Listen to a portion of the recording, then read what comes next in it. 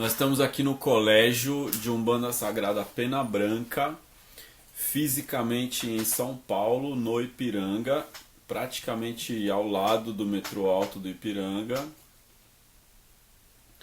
Eu sou Alexandre Cumino, responsável por esse colégio. Estou aqui com o Márcio Martins Moreira, que para muito além desse tema de hoje, que é a PNL, o Márcio trabalha com a gente aqui no Colégio Pena Branca, faz parte do Colégio Pena Branca há muitos anos e é um dos meus braços direitos aqui dentro do Colégio Pena Branca. O Márcio, junto ao grupo de médiuns principalmente, é meu braço direito. Então, é pessoa do meu amor, da minha confiança. Entrego o Colégio Pena Branca na mão dele. E não é metaforicamente falando, é real, né? Então é isso. Além de tudo isso, frente ao colégio, a nossa relação de parceria, de amizade, de vida, de tudo, o Márcio é alguém dedicado à PNL há muitos anos. E quando a gente fala de PNL, parece um palavrão. É um palavrão tão grande que você fala PNL, PNL, PNL. Márcio, as pessoas não sabem o que é PNL, né? Pois é. Obrigado, Quer se apresentar primeiro? Obrigado, Ale. Bom, Fique à vontade para se apresentar, Márcio. meu nome é Márcio, eu trabalho já há pelo menos uns 15 anos com programação neurolinguística. Na verdade, eu falo de programação neurolinguística. O lance é, resumindo, traduzindo de uma forma muito simples, entender como é que a mente da gente funciona. Na maioria dos casos, na maioria do tempo, a gente não para pensar em como a gente pensa. E aí acaba passando pela vida acreditando em coisas que você nunca pensou se era para acreditar mesmo ou não.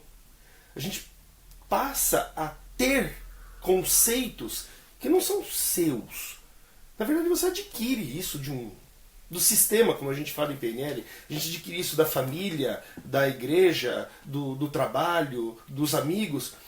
E a PNL é uma forma, é uma das grandes ferramentas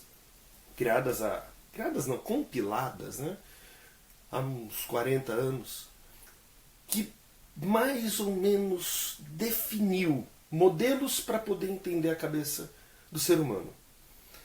O legal da PNL, que eu acho muito fantástico, eu sou um cara que veio, antes de trabalhar com PNL, eu tinha uma empresa de informática, eu tenho ainda uma empresa de informática que desenvolve sistemas. Aí o cara pode falar, pô, mas o que tem a ver programar sistema, fazer um sistema e programar a cabeça das pessoas? Tudo, né? Tudo. Na verdade, a gente só trocou o tipo do computador, né? Antes a gente programa sistemas para um comércio, para a parte industrial, a gente programa máquinas. Agora a gente programa uma outra máquina, que é a cabeça. Só que essa é um pouquinho mais delicada. Quando você programa um computador, você sabe o que vai encontrar lá. E, se precisar, você desliga, liga de novo, reseta e começa do momento que você tem plena certeza de onde está, do início. A cabeça não é assim. E aí é o grande desafio. Você pega dois PCs, você programa um, o mesmo programa que você usa um, você usa no outro. Na cabeça do ser humano, não é assim. Todos são extremamente diferentes. Se você pegar dois gêmeos siameses, nasceram juntos, naquele mesmo momento, o fato de, não vamos nem falar intrauterino, o fato de um nascer primeiro que o outro, já causou uma diferença. Na mente da pessoa. Estamos falando de uns minutos a mais. Não. Estamos falando na mente da pessoa. O fato de você pôr dois gêmeos que sempre andaram, sempre juntos. Você põe no carro, no bebê conforto, no banco de trás do carro. Só o fato de você colocar um no lado direito e um no lado esquerdo, Acabou. Um está vivendo experiências diferentes do outro. E aí isso... Enquanto um tá com a mãe, o outro tá com o pai. Pois é. Isso faz com que a gente passe a acreditar nas coisas, nas informações que a gente tem. Se você viu do lado direito mais coisas, você passa a acreditar naquelas coisas que você está vendo. Um evento muda a tua vida para sempre. Todos os eventos, o tempo todo mudando. E o legal é que, da mesma forma, a gente está falando da programação. Você vai acreditando nas coisas, você vai vendo coisas, você vai aprendendo coisas que você nem imagina, que você, puxa, deu trabalho de aprender, você nem imagina. Por exemplo, a andar, a falar, a escrever, ler, escrever, coisas que hoje, corriqueiras, você já nem pensa mais que isso foi um aprendizado, e um aprendizado que levou tempo. Esse aprendizado entra na mente, que a gente chama de mente inconsciente, e vai trabalhando no automático. O meu filho, Uriel, que você conhece bem, é uma criança de 9 anos. Então, ele demorou bastante para começar, para perder a fralda. Demorou bastante para começar a andar e demorou para começar a falar. Demorar quer dizer, todos da idade dele já tinham feito isso. Isso diz muito a respeito de como funciona. Sem dúvida, sem dúvida. A gente diz que tudo na mente da gente, tudo tem uma intenção positiva. Se ele demorou, nesse caso, para falar, ele estava fazendo alguma outra coisa. É muito louco, Se né? ele demorou para largar a fralda, ele tinha uma intenção positiva. Ele tinha uma... A gente pode não entender, ele mesmo pode não saber conscientemente isso, mas ele tinha uma intenção de manter a fralda, de não falar. E hoje, a gente conhece o Uriel, a gente sabe que ele é uma pessoa completamente... Nossa, é fora da curva. É fora da curva. Você percebe na conversa com ele que ele tem algo realmente especial. O que é? Talvez a gente ainda não saiba. Por 9 anos, nem ele não tem a ideia ainda. E da mesma forma que a gente, à medida que vai crescendo, a gente vai aprendendo, a gente vai instalando crenças, vai instalando aprendizados e vai pautando a nossa vida a partir desses aprendizados. Da mesma forma, quando eu chego numa determinada idade, e aí a PNL, chega uma hora que a gente fala, aquele aprendizado que eu tive, talvez já não seja, como a gente brinca, possibilitador. Foi bom naquele momento, talvez não seja mais. Por exemplo, você acredita em Papai Noel? Acredito. É palhaçada. Você não acredita, não? Infelizmente eu deixei de acreditar há algum tempo. Seria fantástico. Eu acredito demais. Mas, cara, é pra sacanear, né? Então tá, vamos usar. Eu Coelhinho da Páscoa. Coelhinho da Páscoa. Tá ia bom, mudar. no Coelhinho da Páscoa eu não pouquinho- acredito, não. pouquinho. Papai Noel eu ainda acredito. Um dia ele vai chegar, a gente vai ver, você vai ver. O Coelhinho da Páscoa, pega esse exemplo. Em algum momento da sua infância, você acreditou, isso era muito bom. Era bom, era lúdico. Existia uma magia, um encanto no dia da Páscoa, que unia as pessoas na sua família em torno do ovo de Páscoa, em torno da festa, em torno da mesa da Páscoa. Era muito possibilitador. Depois de um tempo, realmente acreditar no Coelhinho da Páscoa talvez não seja tão possibilitador, talvez seja limitante. Você já imaginou, acreditando mesmo, chegar um dia e falar para um público, então, o Coelhinho da Páscoa chegou ontem para mim? Aí você fala, puxa vida, como é que isso vai funcionar? A gente passa a desacreditar. Então, ou seja, a gente teve um momento que instalou uma crença, seja pelo seu pai, mãe, seja quem for, instalou a crença, no exemplo, Coelhinho da Páscoa. Depois, a gente pode, no momento em que você julgar que aquilo não é mais importante, desprogramar isso. Com a mesma facilidade que se instala uma âncora, que se instala uma crença, que se instala um comportamento, dá para desinstalar isso. É fácil. O duro é enxergar, dentro do automatismo da vida, quais são as crenças que já não servem mais. É como a questão da balsa que você faz para atravessar um rio. E aí depois, em vez de largar a balsa ali, você carrega ela nas costas.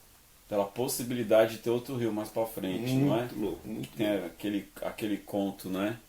da balsa, que a pessoa chegou no rio, não conseguia atravessar o rio, então ele construiu uma balsa, atravessou o rio. Quando chegou do outro lado, em vez de abandonar a balsa, você pega a balsa, coloca ela nas costas e começa a carregar ela pro resto da vida, porque se aparecer outro rio, você tem a balsa. E aí você carrega uma balsa, aí depois você tem uma outra situação, carrega, e a gente está carregando um monte de coisa.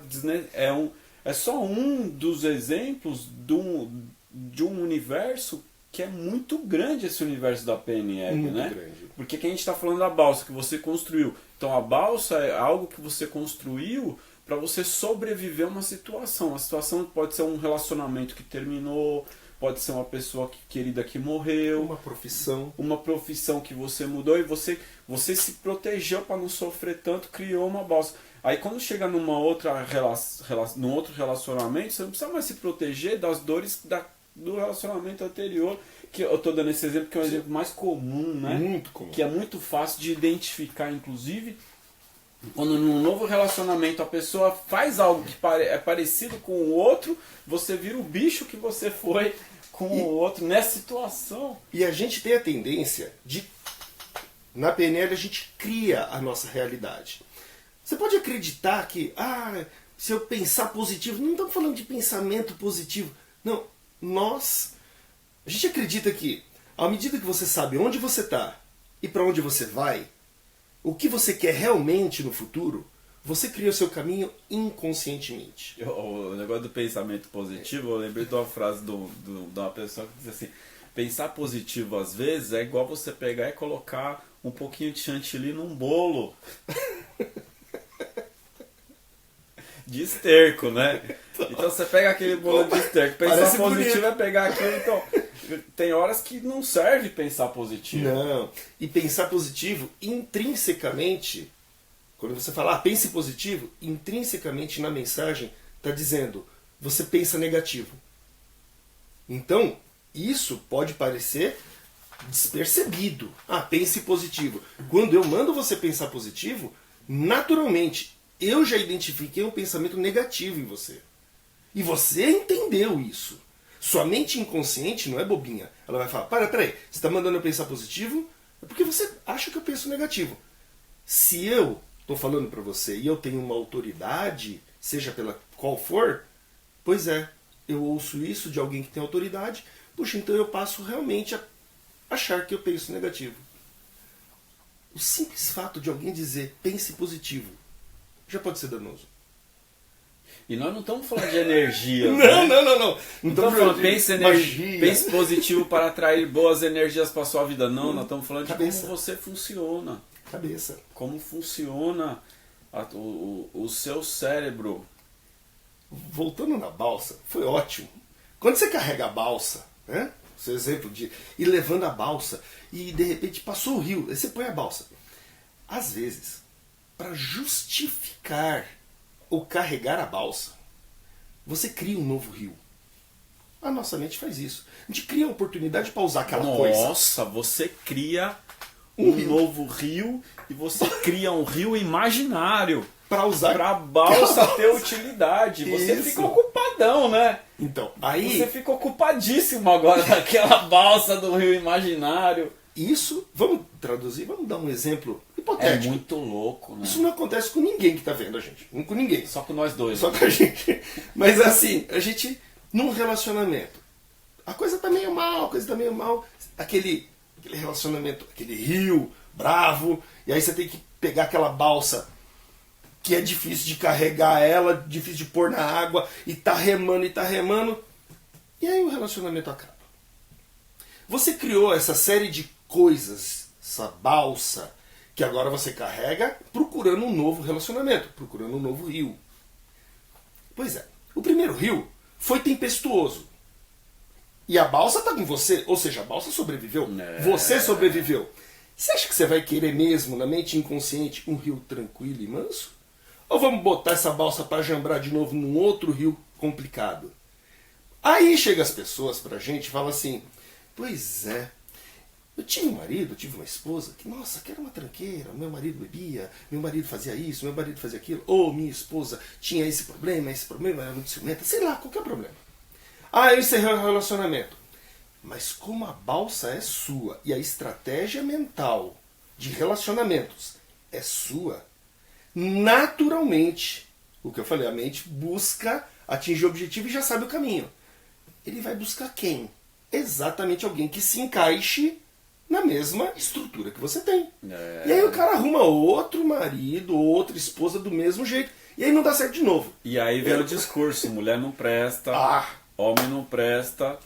É assim que se instala a crença sistêmica. A orientação, a vida não muda se você não mudar. Parece simples. Não é?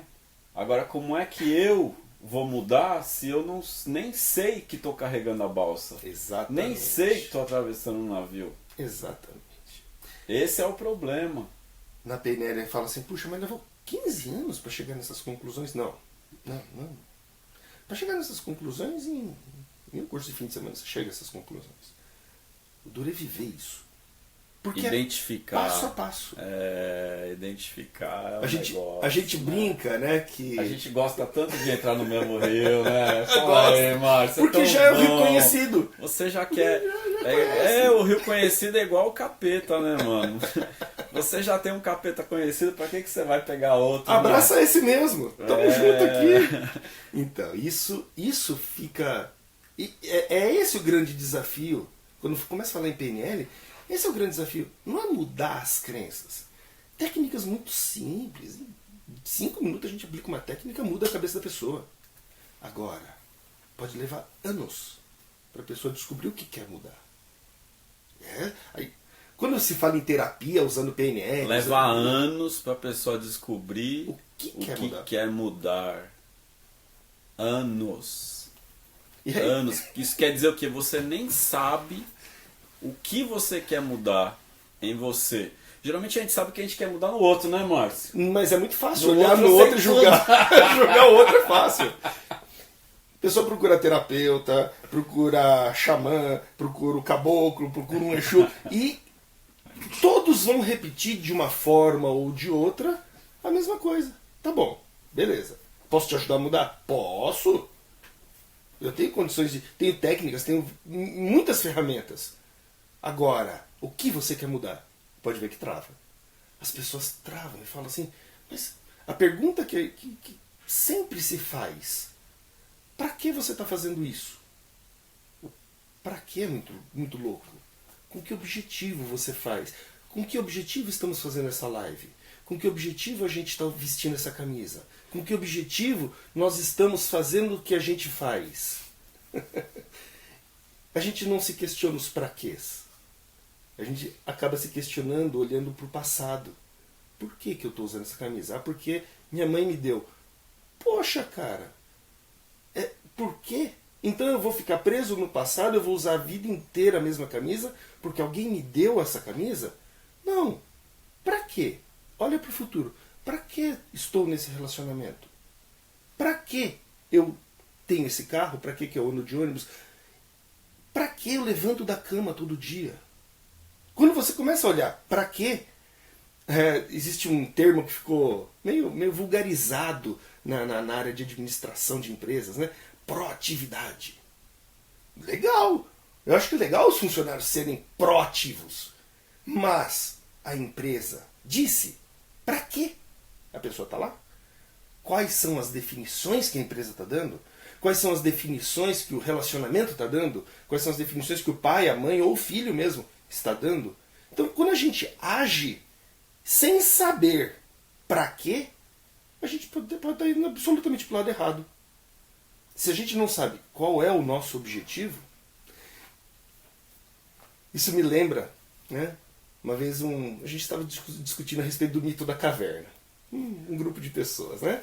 O mito da caverna. Mito da caverna. Se você não conhece, coloca aí Mito da Caverna do Platão para entender a questão do que é realidade, do que é ilusão e de onde você está alucinando. É isso? Exatamente. Que é aquela história. Você fica olhando para o fundo da caverna, a luz batendo nas suas costas, e de vez em quando passava alguém e fazia uma sombra na frente. Essas pessoas não olhavam para fora, não queriam sair, mas também ficavam olhando e ficavam com medo das imagens que estavam lá. E aí é a questão filosófica. Por que não sair da caverna?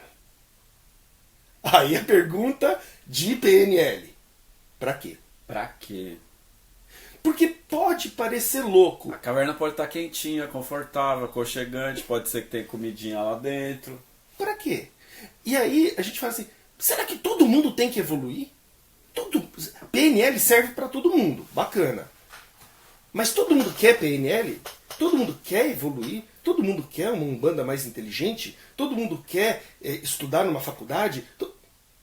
A pergunta que é muito individual e é realmente o mundo de cada um. Pra quê? Pra que eu vou pensar? A gente tem a ideia de que pensar é apenas um comportamento, tá? Não tem nada mais. Da mesma forma que você faz assim com as mãos, você também pensa. É apenas um comportamento. E tem pessoas que não gostam de fazer assim com a mão. Da mesma forma, tem gente que não gosta de pensar.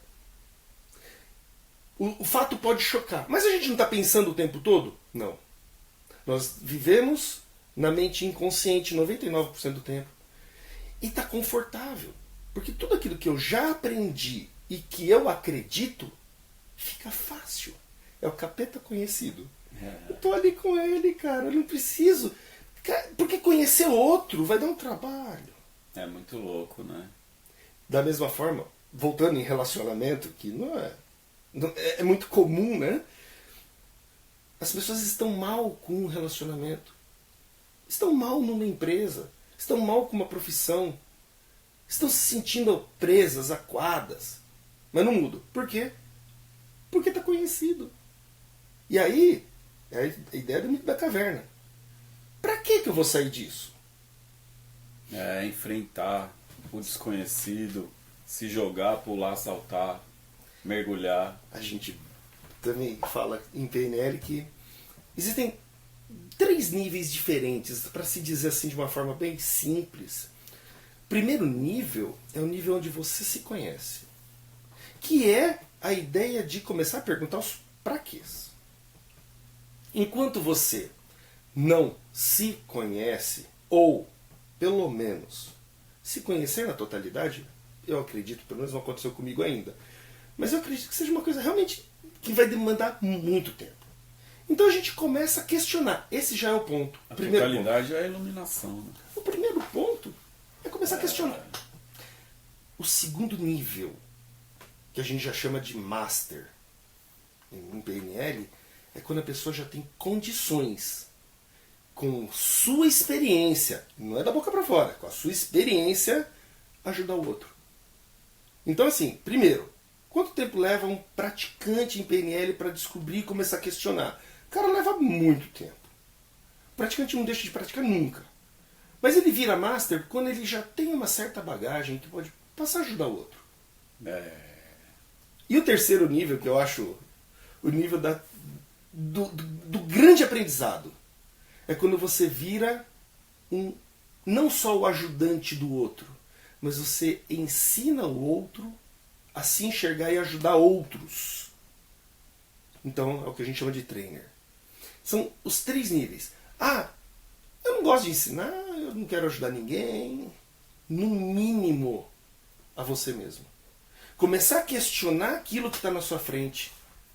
Muita gente fala assim, esse negócio de PNL, dá um trabalho, né?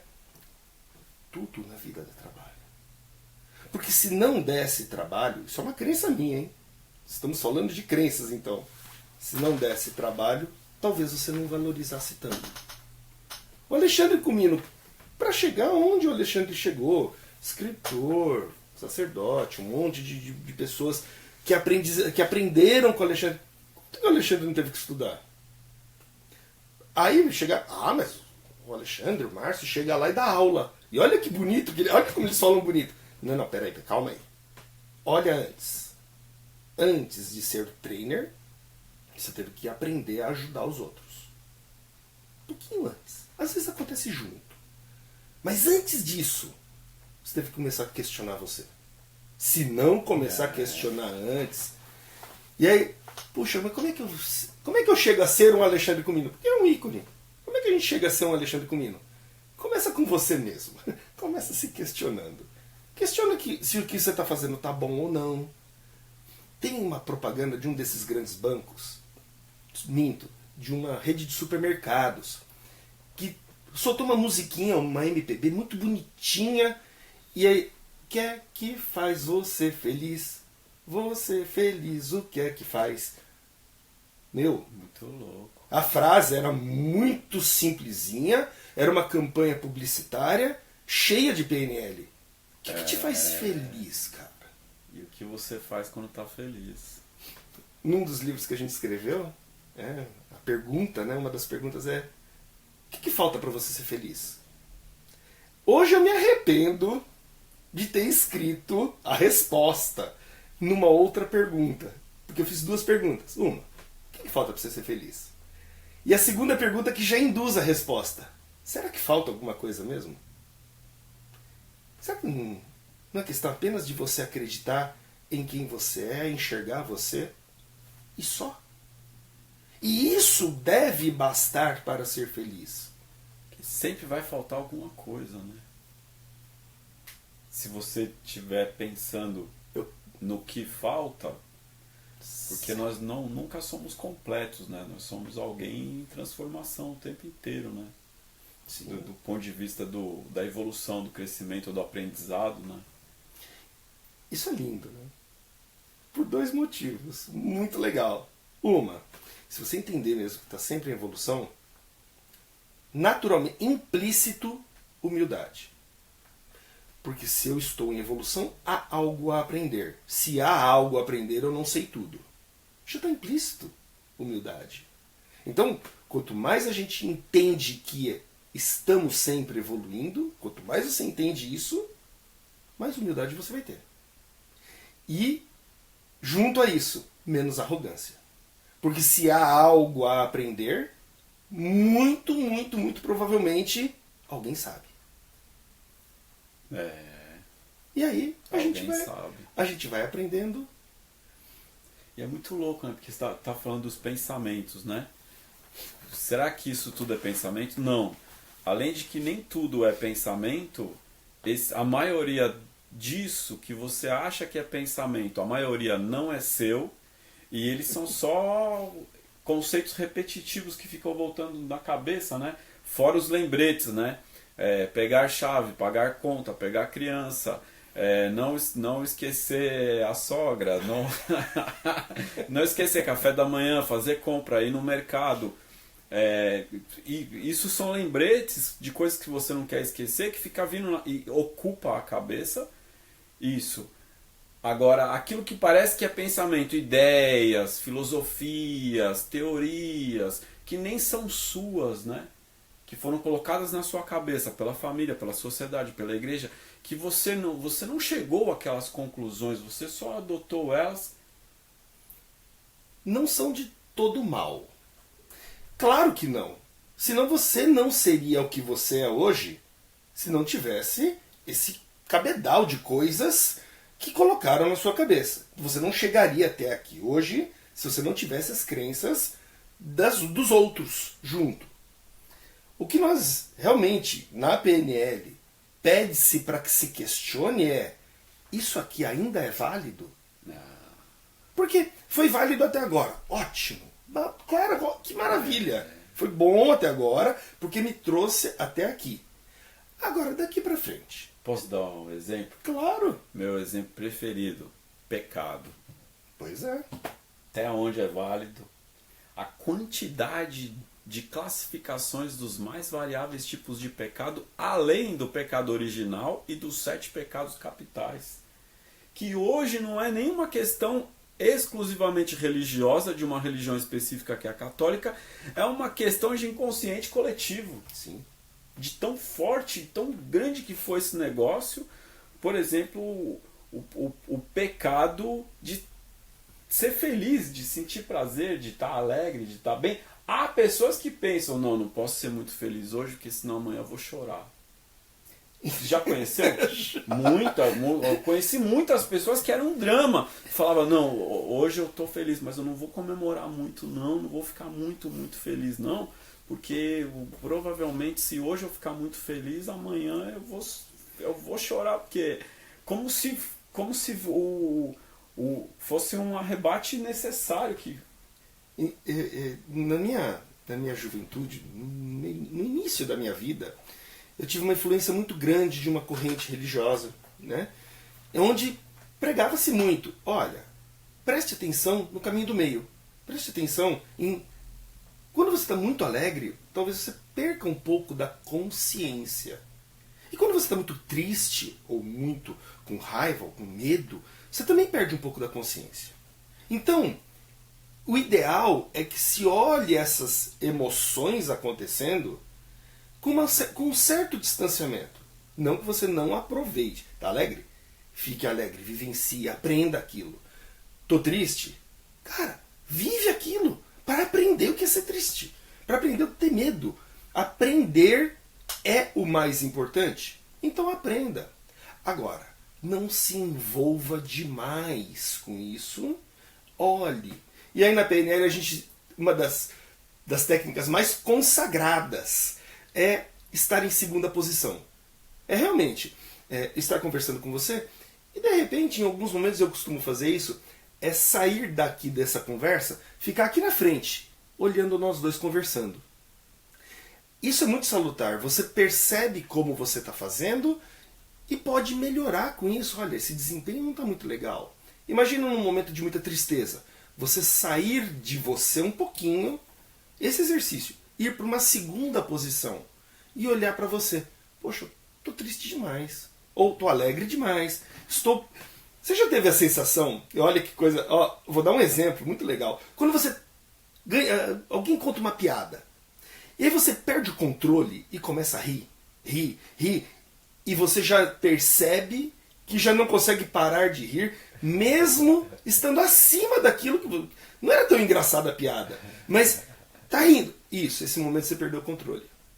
Nesse momento, a alegria tomou conta de uma tal maneira, e aí você foi chamado de novo, chamou a razão, peraí, não estou exagerando? É quando todo mundo para e fica olhando. Peraí, tá demais.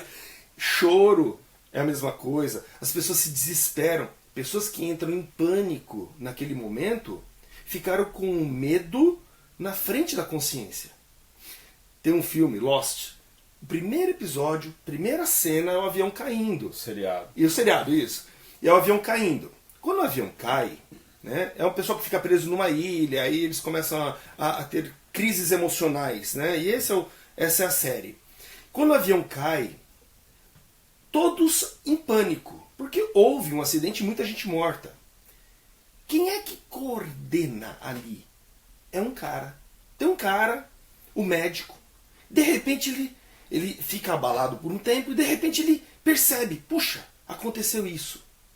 E aí ele começa a chamar a atenção das pessoas. O cara chorando. Ele faz, desculpa, ele pega, chacoalha e fala, cuida desse. Chega no outro, cuida desse. E ele começa a chamar a atenção das pessoas. Isso é o que nós poderíamos fazer com nós mesmos.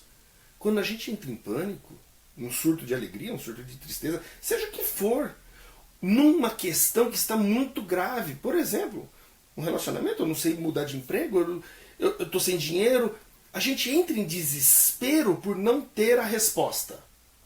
É nesse momento que a gente tem que agir que nem o médico do Lost, que a gente tem que sair um pouquinho e falar, peraí, calma, alguém tem que tomar conta disso. E quem é que tem que tomar conta da sua vida? Só tem uma pessoa que pode tomar conta da sua vida, né? Se a gente falar assim, vai ser o padre, a mãe, não. Só tem uma pessoa que pode fazer isso. E desculpa se você não acredita, mas também não é Deus. Ele te deu aí um negócio aí, esse tal de livre-arbítrio aí, pra você tomar conta. Pô, se você não toma conta nem da sua vida, ele vai tomar? Então ele pega você de volta, já que você não quer fazer isso. Quando você sai um pouquinho e fala, olha, eu estou perdendo a consciência naquele momento, você acabou de ter a consciência. E esse é o grande aprendizado. Duas coisas, olhar de fora e tomar consciência, né? Então, e o que fazer daí para frente? Tomou consciência? Já é o passo maior que pode ser dado. O maior, primeiro passo. Tomou consciência. Daí para frente você começa a buscar. Você sabe, sua mente inconsciente vai falar, bom, quais são as opções que eu tenho para sair disso? Mas enquanto eu não percebo que eu estou nisso, não adianta. Faz um teste prático. Vai no metrô, que é bem legal, vai num trem bem cheio, vai num ônibus. Ou vai no elevador, onde tem várias pessoas. E olha para a cara das pessoas. Verifica se elas estão lá mesmo. Agora a gente tem... Eu ia falar a desgraça do celular. O celular é fantástico. Mas fez com que a nossa atenção fosse para outro lugar. A gente já não presta mais atenção na gente porque a gente está virado para fora. Então desliga um pouquinho o seu celular. Faz esse teste um dia.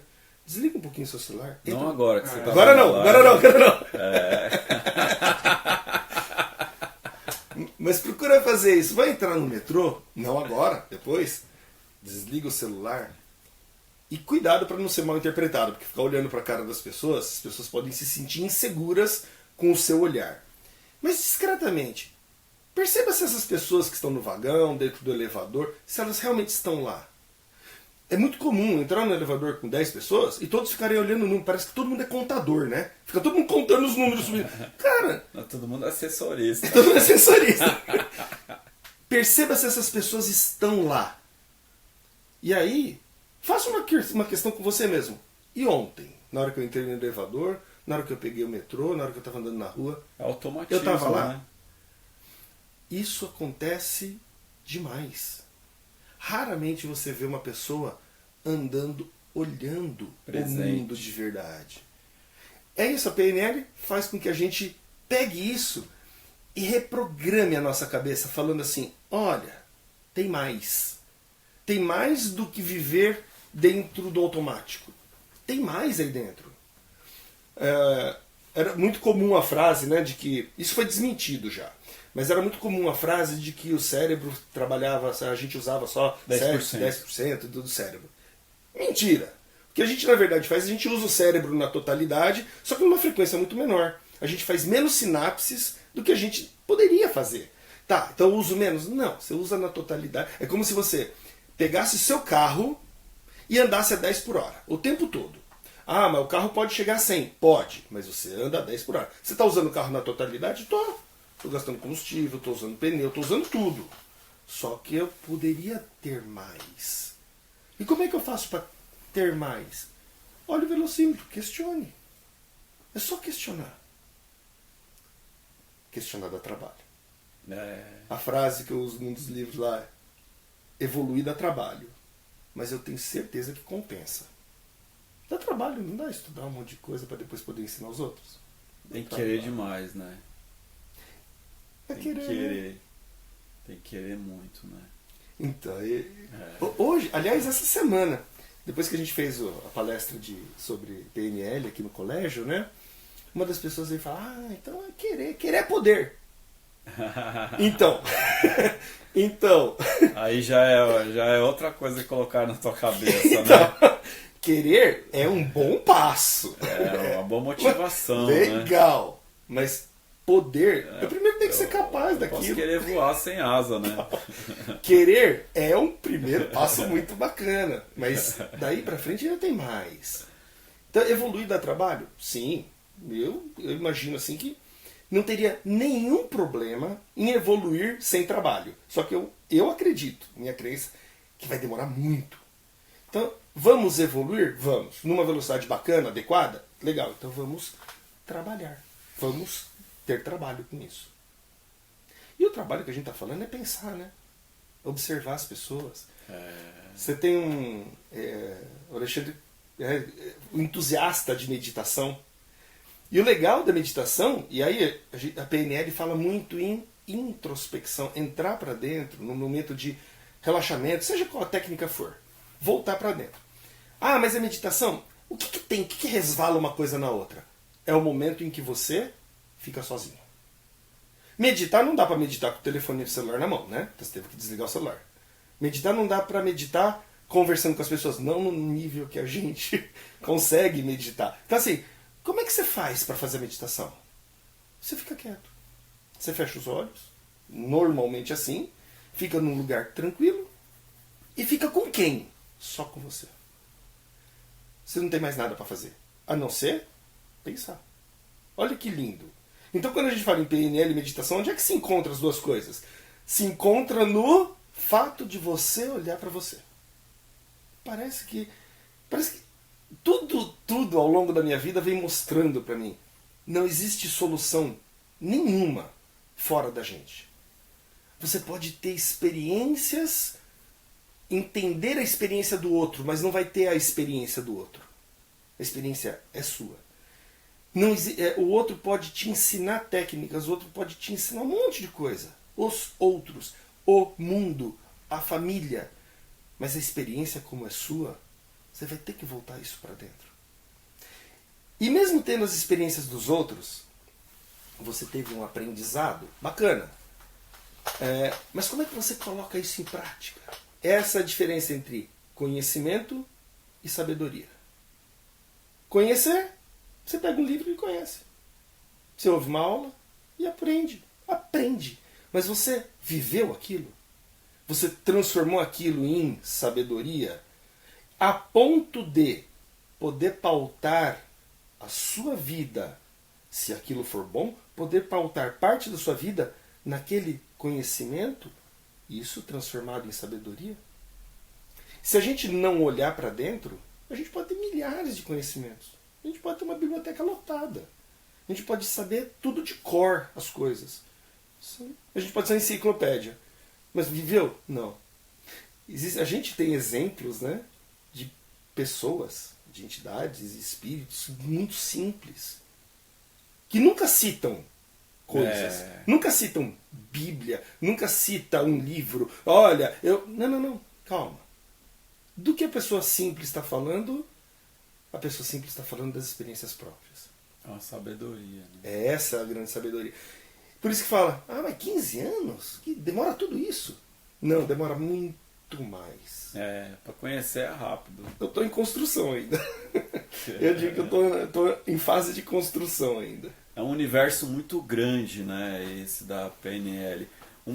Algumas coisas são chocantes, né? Você pensar a respeito da balsa, de carregar a balsa e tudo, mas também é chocante o quanto a gente não se dá conta da nossa postura, da nossa expressão corporal, de como que a gente age diante do outro, diante do mundo, o quanto isso revela quem você é, o que você pensa, como você raciocina. Como, por exemplo, a questão do movimento dos olhos, né? Sim. Que você, quando você lembra de uma coisa, quando você está lembrando, você olha, instintivamente olha para um lado. Quando você está criando, você olha para o outro.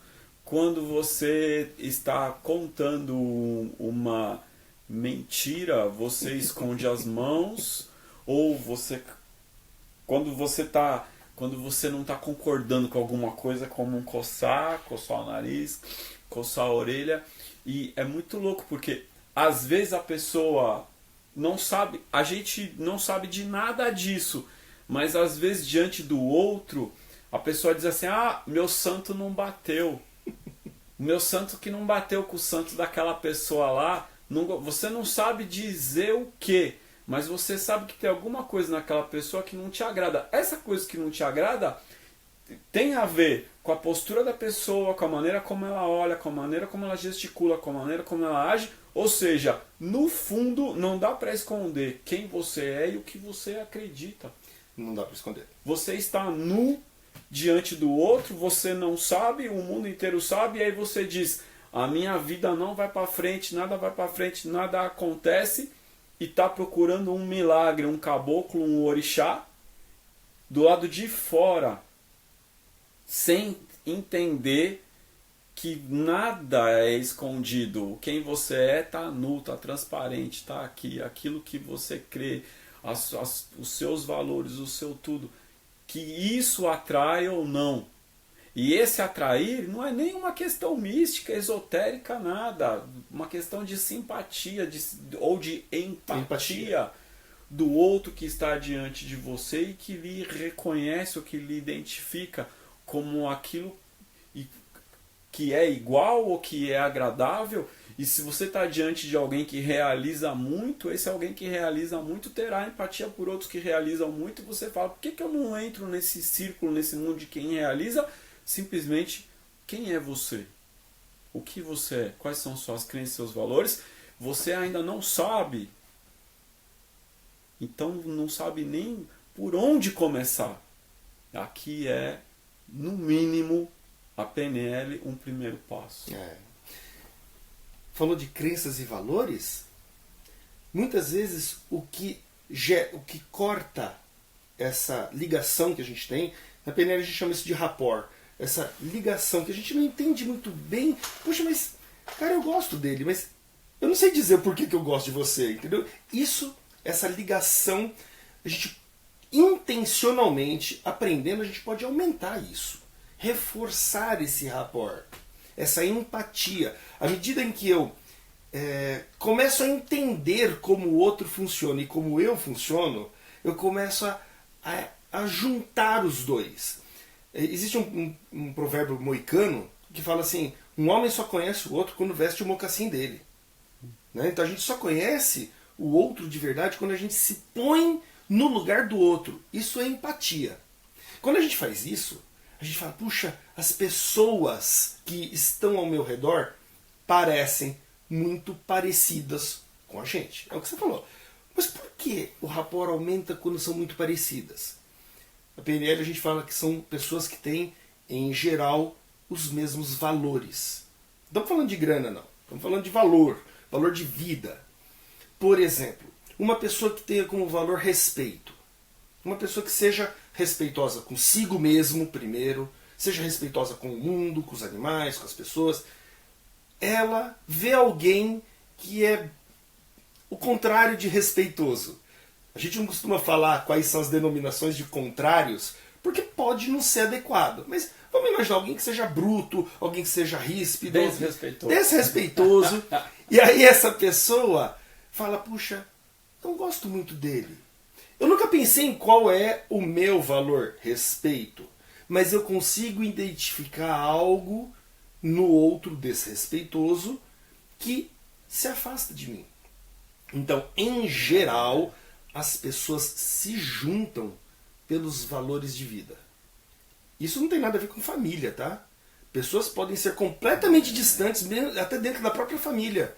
Ter tido experiências e criado valores de vida diferentes, mesmo sendo gêmeos. E aí tem questões muito loucas também, porque, por exemplo, às vezes a pessoa faz um esforço muito grande para ser respeitoso. Então, quando ele põe muita energia para ser respeitoso, ele se torna intolerante com o desrespeitoso. E aí você vai ver isso quando a pessoa faz uma força muito grande para ter um certo comportamento, e aí então ela é intolerante, ela não aceita. Como ousa se vestir desse jeito? E intolerância, nesse exemplo, é desrespeitoso. Não é? Porque você se torna intolerante com os intolerantes, que é o reverso do discurso da tolerância tão atual hoje, tão difícil, né? Então, para eu pedir silêncio, eu grito. Isso é um aprendizado que você teve, né? É um aprendizado que você teve em algum momento em que... Estou imaginando agora. Criança, aí o pai foi e gritou com a criança. O que a criança aprendeu? Que para a criança silenciar, o pai tem que gritar. Então eu sempre, para silenciar alguém, eu tenho que gritar mais alto. Olha o exemplo que você pegou. O pai que grita com a criança para pedir silêncio, e ela aprende isso. E tem coisas mais fortes ainda. O pai que bate e diz, estou batendo porque eu te amo. E isso é uma coisa tão tão difícil, que é comum. Essa criança, vamos supor no caso de uma menina, se relacionar com pessoas agressoras, porque a ideia do apanhar está relacionada com o amor. Isso está na sua programação, em você. Olha, você já parou para pensar nisso? Você sabe que isso está muito próximo e relacionado com essas questões de violência doméstica? Nossa, total. Né? Dizendo eu te amo. eu te amo, e relacionando o amor com a agressão. Demora muito para entender que isso não é amor. Então, nem necessariamente a pessoa sabe o que é o que não é amor. Não sabe. E aí, age como amor. Não adianta você falar, não, mas você não tem amor pela pessoa. A pessoa vai acreditar e falar, eu tenho amor. Eu vi um documentário no Netflix, tem um documentário no Netflix que entrou agora, tá novo. Eu esqueci o nome do documentário, rapaz, que começa com um detento dizendo que ele não sabia o que era amor, e ele fala isso, que quando ele era criança o pai batia nele e dizia que isso era amor, ele ficou violento, e aí ele está contando, só agora eu aprendi o que é amor, e eu fiz uma das coisas, eu estou aqui na cadeia, eu estou aqui ele vai ser executado, se eu não me engano, e ele diz, eu estou aqui porque eu fiz a pior coisa que existe no mundo, eu matei uma mãe e uma filha, e só agora eu estou aprendendo o que é amor. E estou aprendendo o que é amor com a mãe da mulher que eu matei, que tem vindo aqui me visitar. E ela é que vem dar amor para mim e mostrar para mim. O mérito do aprendizado é dele. E nisso, olha que louco. Ele pode ter feito N coisas, os nossos comportamentos serem diferentes, mas em um momento ele parou e questionou o que essa mulher está vindo aqui fazer. E aí, pela questão sobre ele aprendeu o que é amor, segundo suas palavras, entendeu? E isso é legal. Como é que você aprende? Quando você se questiona. Você vai esperar chegar nesse? Não. Vai esperar chegar lá? A gente... a Luzia, né, minha esposa, ela tem a mesma formação que eu, trainer em PNL, então a gente de vez em quando tá batendo um alto papo, de repente acontece alguma coisa, a gente se cala e fica assistindo, para aprender o momento.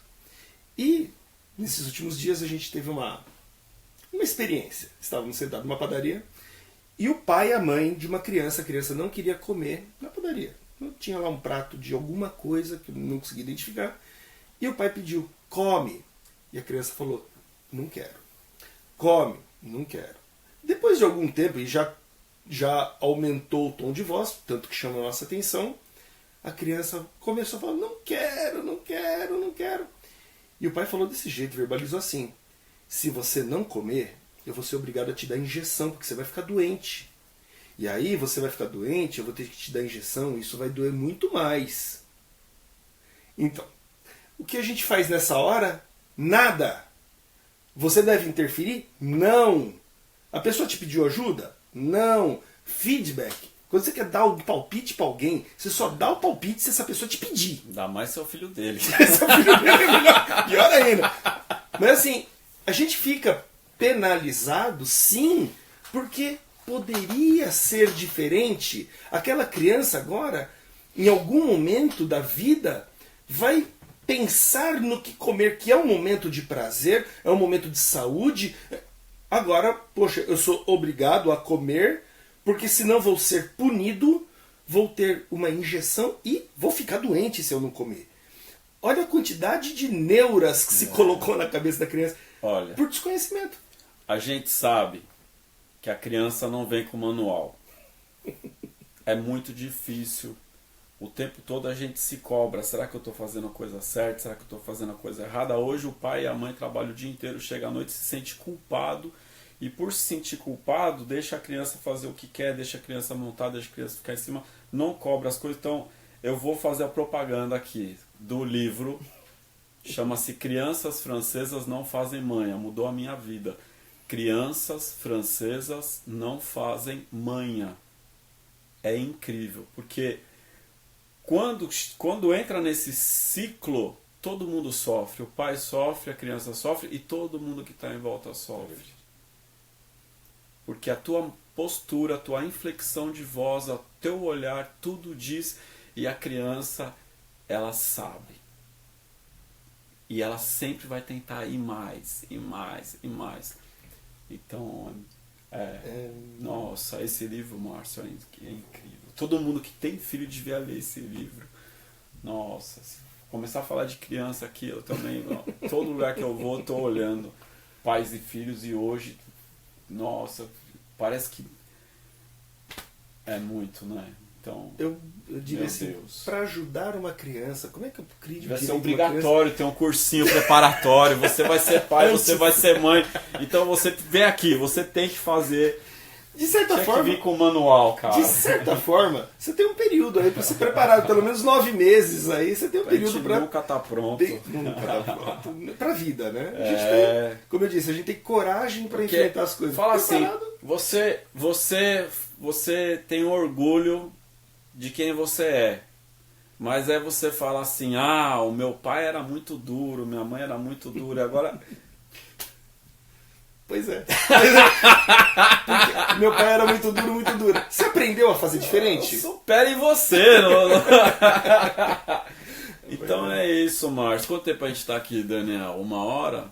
Então, o nosso objetivo aqui era falar um pouquinho sobre PNL, até porque vai haver uma imersão em PNL. Nosso encontro não é marqueteiro, é realmente de entender um pouco o que é isso. Quem tiver interesse, estamos aqui, tem informação aí, tem informação no site do colégio. PNL é só mais uma ferramenta. Não é a ferramenta de descoberta. É só mais uma. Então pensa assim, onde que eu posso buscar coisas para evoluir? Pense em você primeiro. A gente fica pensando muito em ajudar os outros. Dá uma paradinha.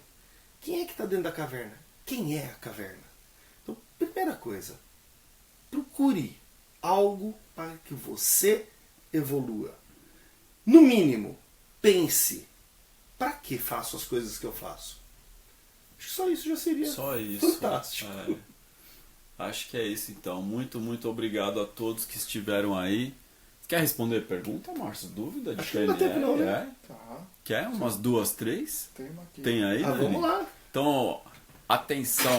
Fala pra fazer perguntas. É? Fala, tem uma já, mas... A gente vai... Perguntamos ao Márcio se ele responde perguntas. Então Vamos lá. o assunto é PNL, hein? Não adianta perguntar aí se você acendeu vela pro seu anjo da guarda. Nossa, é PNL. Pro Márcio, PNL, alguma dúvida? Alguém gostaria de fazer alguma pergunta? Tem aí, Dani? O Denis Melo pergunta: é possível estabelecer rapport com quem tem um padrão ético diferente do meu? O Denis Melo pergunta: é possível estabelecer rapport com quem tem padrão Ético diferente ético diferente do meu? Primeiro, o que é rapport, né? Então, o rapport é aquela empatia com a pessoa. Por exemplo, rapport é quando você chega para vender, chega para comprar alguma coisa e essa pessoa já te atende muito bem, você sente uma atração pela pessoa, um bem querer. Isso daí. Muito importante para quem quer vender, né? Para vender, nossa, técnicas de vendas, PNL voltado para vendas, tem um curso que a gente dá que chama PNL para sedução, que é isso, é você passar a informação de que você quer o bem da pessoa. E metaforicamente a gente está sempre vendendo alguma coisa, sempre, né? Sempre. Na ideia, uma imagem, a gente sempre está fazendo isso. E né? aí é possível fazer isso com alguém que tem uma estrutura ética estrutura diferente. ética. Então aí teria que diferenciar ética de moral até, né? Porque moral é um conjunto de valores temporais relacionado às suas crenças, muitas vezes hoje relacionadas até ao conceito religioso do que ontem era imoral e hoje já não é mais tão imoral, e a ideia do amoral e o que é moral, o que é ética e relação ética. Diferente. Denis Melo, sua pergunta foi ótima, porque muitas vezes a gente estabelece o rapport, e esse rapport sim, é possível estabelecer com pessoas que não têm a mesma estrutura ética, não têm a mesma ética que a gente? Sim. Apesar dos valores serem diferentes, eu posso estabelecer num nível superficial. Por exemplo, eu consigo fazer uma venda para a pessoa. Eu consigo estabelecer um momento de um jogo de futebol, eu consigo estabelecer tomar uma cervejinha com a pessoa. Sim, coisas superficiais. Entretanto, se você vai trazer essa pessoa para o seu convívio regular, por exemplo, vou contratar essa pessoa, vou viver com essa pessoa, vou estabelecer um contato de maior tempo, necessariamente esse primeiro rapport tem que ser alimentado. E para realimentar esse rapport, necessariamente vai passar pelos meus valores. Respondendo de forma direta a sua pergunta, no nível superficial, sim. Para uma venda, sim. Para um tempo maior de convivência, vai encontrar muita dificuldade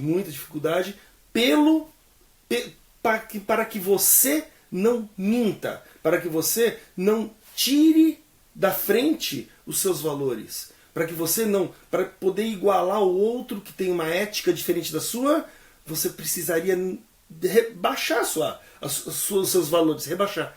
Isso as pessoas não aguentam por muito tempo. A gente está falando de mentir, de ser um pouco complacente, sim, tá? Num pequeno contato, o rapport é possível, sim. Mais aprofundado, infelizmente ou felizmente, não é isso que pauta a nossa vida, né? A gente sabe que moral tem diferentes tipos de moralismo ou moralidade. Por exemplo, para determinada pessoa é super moral usar uma roupa bem justinha, enquanto a outra considera aquilo imoral. Então, dentro de um valor de moralidade que determinada pessoa considera não moral. Agora, a ética, a gente tem diferentes tipos de éticas ou diferentes níveis de aplicar a ética, ou seja, ético e não ético. Será que o ético é ético para todo mundo e o não ético é não ético para todo mundo? Ou o que é ético para mim pode não ser para você? É subjetivo, né? É muito difícil, né? É muito difícil a questão da ética. Ainda mais se entrar na bioética, né? Melhor tipo a outra pergunta. Vai demorar um pouco. Vamos para a outra pergunta. Evânia Lemos. A PNL desconstrói o ego? Então, Evânia, vamos dizer assim... Pergunta da Evânia. A PNL desconstrói o ego? E aí a gente tem que... Me desculpa. Falo do ego. A gente tem que sempre... Qual é a premissa? O que é ego? A pergunta que não quer calar. Vai pro Márcio. O que é? Né, para saber se desconstrói ou não o ego, tem que saber o que você pensa acerca do que é o ego. Porque você tem a ideia acerca de ego, da identidade, e a ideia acerca de como você lida com o seu ego, com o seu, mais do que ego, com o seu egoísmo, né? Desconstruir o ego. Vou lhe dizer assim que a PNL não vai fazer isso. Quem vai fazer isso é você. Imagine um copo com café. Um copo grande, cheio de café. Esse é o seu, vamos dizer assim, o seu ego, a sua identidade. É aquilo que você acredita, está tudo ali. Tá? Você pode pegar esse copo, jogar fora e encher de água? Não. Você não pode simplesmente jogar tudo fora. Desconstruir seria isso. Joga tudo fora e coloca de novo. Não. O que você pode fazer? Colocar água aos poucos. Sem tirar o café. Ah, mas vai demorar para ficar limpo. Vai. Talvez demore, talvez até o mesmo tempo, talvez até mais, do que o tempo que você levou para encher o seu copo. Porém, à medida que você coloca algo que você quer mudar no seu ego, este copo começa a ficar mais claro. A transformação começa a acontecer. Ah, mas vai ter um tempo enorme. Eu falei antes, né? Evoluir dá trabalho. A gente vai colocando um pouquinho de água, um pouquinho de coisa, um pouquinho daquilo que a gente quer. Desconstruir o ego? Não. A gente não vai ter condições de fazer isso de uma forma tão direta. A gente pode transformar o nosso ego. A gente pode transformar aquilo que a gente é em poucos, de pouco em pouco, em crença por crença, em comportamento por comportamento.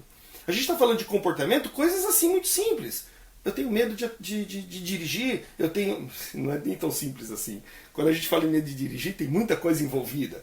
Quando eu falo, não consigo parar de fumar, quando eu roo unha, são coisas que podem ter por trás coisas muito grandes. Não consigo, não quero, né? Então, como é que eu faço?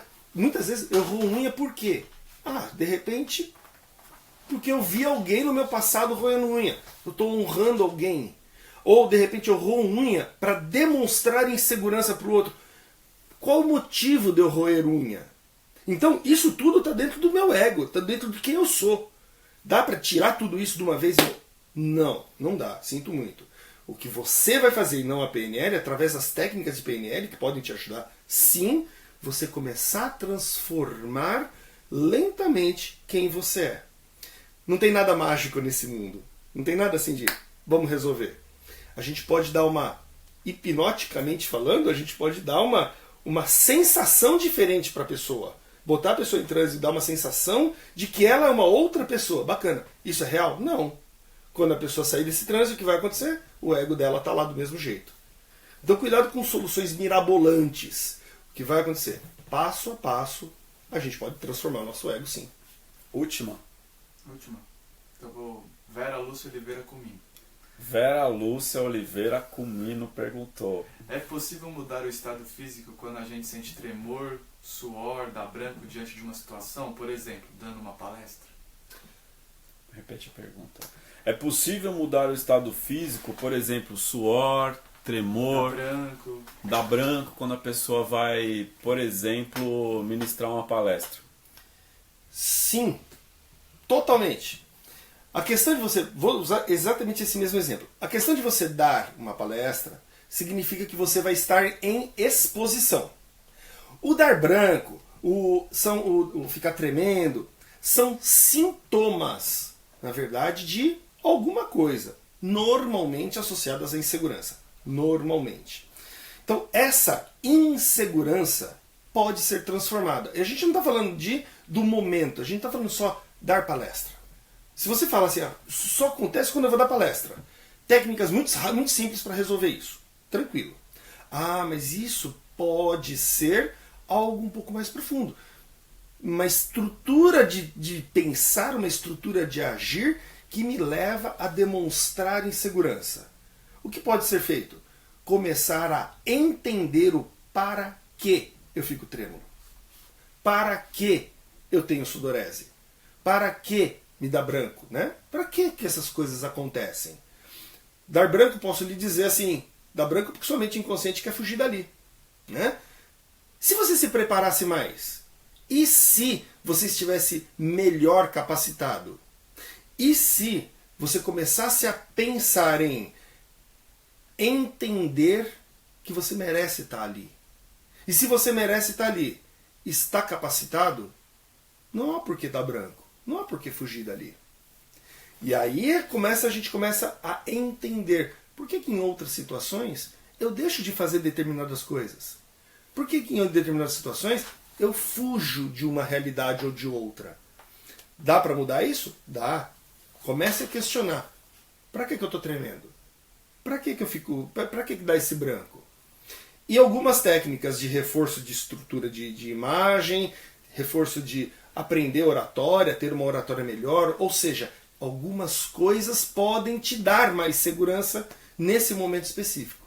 Dá uma procurada que você vai encontrar bastante Acho que coisa. isso tem a ver com a pergunta da Luzia Contim.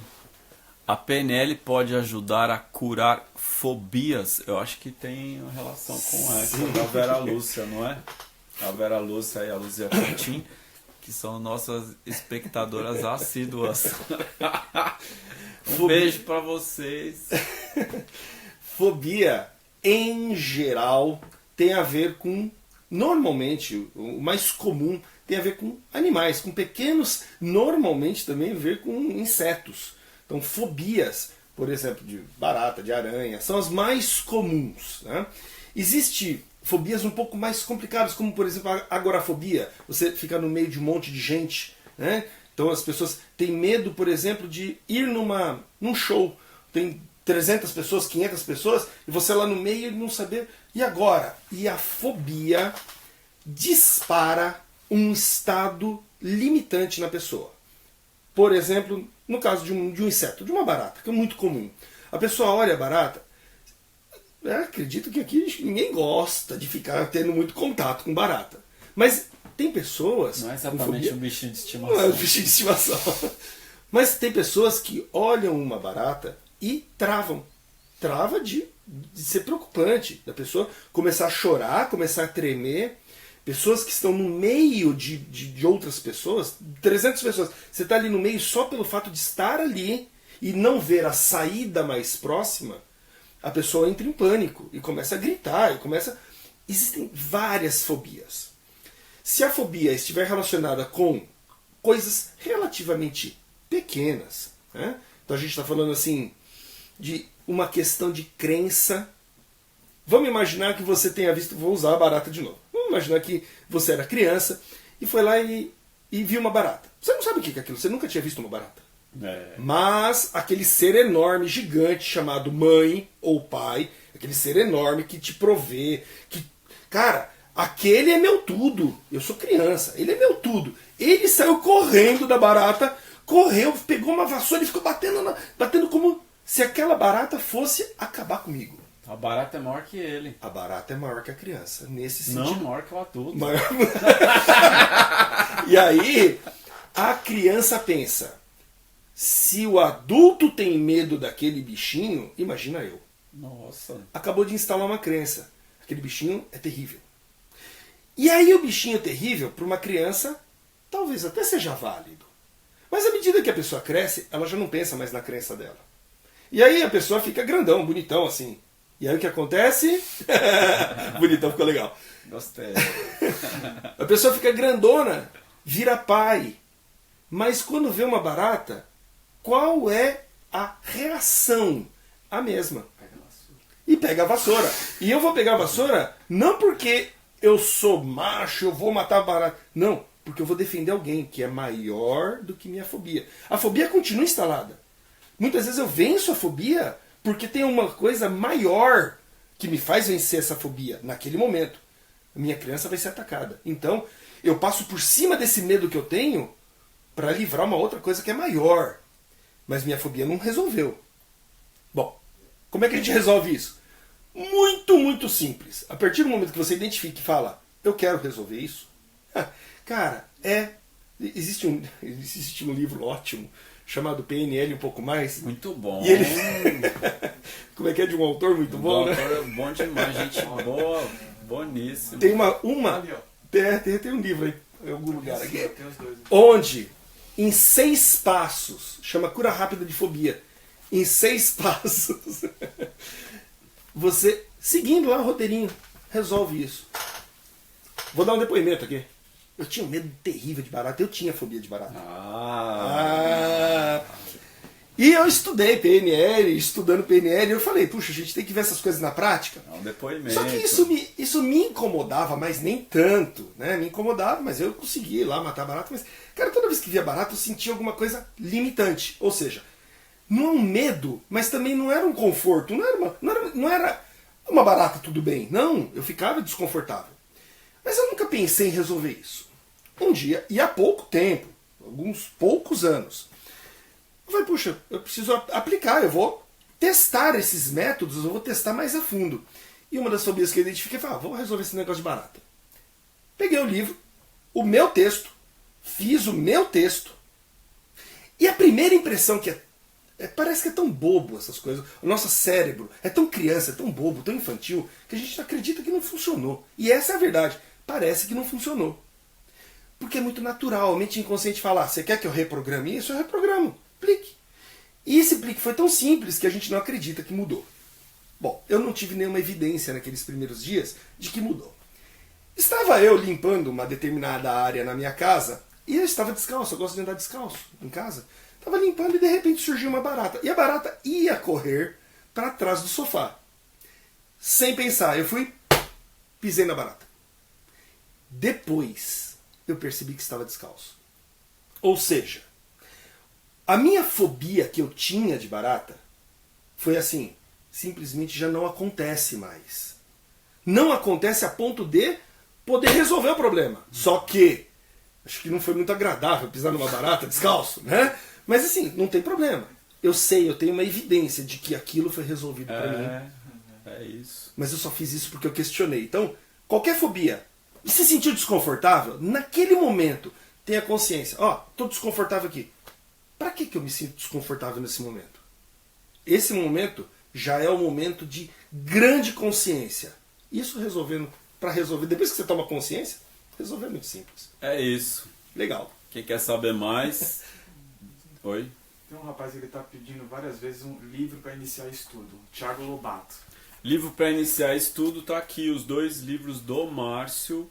Martins Moreira, tem um livro PNL um pouco mais e tem exercícios de PNL. A gente tem aqui no Colégio Pena Branca e tem também o contato do Colégio Pena Branca aí no Face, no site, tem inclusive o WhatsApp do colégio. Se você tiver dúvida, você pode entrar em contato pelo WhatsApp, você pode entrar em contato aqui no Face, pode entrar em contato no site. E se você quer mergulhar, entrar, aprofundar, conhecer mais sobre você e sobre tudo isso, dia 4 e 5 a gente vai estar aqui com o Márcio. Não é? Legal. Tá bem? Obrigado, Michel. Obrigado. Adorei. Muito Obrigado. bom. Um abraço. Valeu.